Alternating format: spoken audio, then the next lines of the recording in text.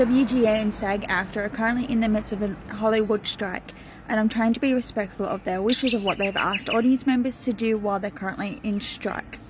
At the same time, I am wanting to still support film and media, and I hope that in doing so, I am not breaking any rules, but I also hope that, again, I am being respectful. So please be considerate of what WGA and SAG-AFTRA have asked for. They are literally asking for a 1% increase, their residuals paid correctly, and for robots not to replace them.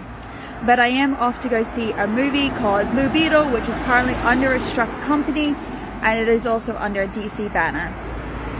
So I am trying to be mindful of my review. So after sitting through Blue Beetle, I do have quite a lot of thoughts. I saw a lot of people on TikTok saying this movie flopped. Now look, I'm not saying it's a bad movie because I don't think it's bad. I just think that it loses itself in some of the elements. I can see that it has the heart of a family in it, from both the enemy side and the protagonist side. I can see that it's trying to show that the difference of like what it's like having the control of descendants and what it's like having, you know, the first of the family be something. But what I do struggle with the most is the superhero elements to it.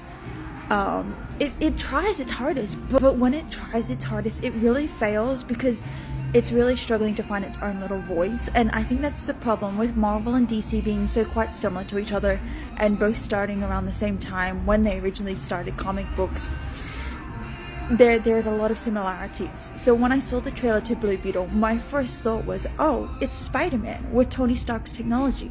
I thought it was Marvel until I discovered it's DC. So again, I know DC and Marvel have similar characters with different names.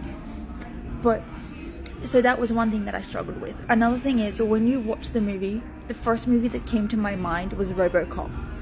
It doesn't matter whether you watch the original RoboCop or the remake of RoboCop, that is the first thing I get from this, is RoboCop. Because that essentially, the theme is that they want to build a robotic army of cops, which is what RoboCop did. And then I started seeing Spy Kid elements, and I loved Spy Kids when I was a little kid. Specifically, there is a scene where they have a Scarab airplane. When I saw that, I was like, that's the little Beetle out of Spy Kids. So it's RoboCop meets Spy Kids meets Marvel meets WWE. But where's Blue Beetle? And that's the one thing I struggle with. As someone who's never read comic books, I learn from these movies. And so watching this, I was like, I don't get Blue Beetle, the character. I get that Jamie is from a family of immigrants. Apologies if I'm using any language that may be considered problematic. I'm a white Australian who needs a lot to be learned on, so please forgive me. But Jamie is also the first in his family who thinks who's not only just graduated college, but also wants to be, you know, something else. So when he returns home, he's like, I feel like a failure.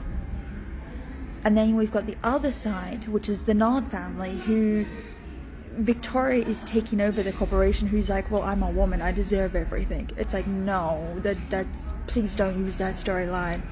And so she's fighting with her niece. And her niece is his father, which was Todd, I believe, who started Blue Beetle. And so Victoria's trying to keep her legacy alive, or not Victoria. Victoria's trying to destroy the legacy that her brother created, whereas the niece is like, no, I want to keep my father's legacy alive. So I could see the heart of the family, the good family and the bad family. But again, the superhero elements are very lacking, and it kind of makes for not so great. Like, we know that DC and Warner Brothers collaborations aren't the greatest. They know what to do with Batman, but any other characters they don't know what to do with. And I know that Angel, which is the director, tried his hardest, but it does struggle at times, and it does let it down, unfortunately.